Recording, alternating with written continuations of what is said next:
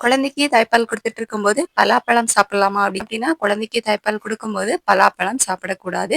உங்களுக்கு ரொம்ப ஆசையா இருந்துச்சு அப்படின்னா, கம்மியான அளவுல வந்து எடுத்துக்கோங்க. அதிகமான பலாப்பழம் எடுத்துக்காதீங்க.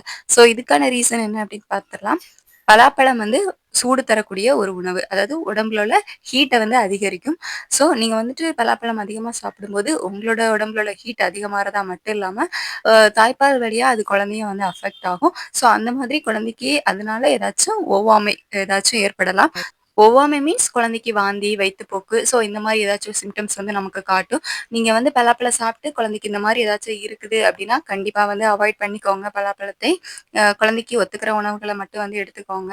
குழந்தைக்கு ஃபீட் பண்ணிட்டு இருக்கோம் அப்படிங்கும்போது, நம்ம உடம்புல இருக்கக்கூடிய சத்துக்கள் வந்து கம்மியாறதுனால அடிக்கடி பசி எடுக்கும். அடிக்கடி சாப்பிடணும்னு தோணும். பட் நீங்க இந்த பலாப்பழம் சாப்பிட்டீங்க அப்படின்னா, அதுல இருக்கக்கூடிய அந்த கார்போஹைட்ரேட், நார்ச்சத்துக்கள் மூலமா உங்களுக்கு பசி உணர்வு வந்து கம்மியாகும்.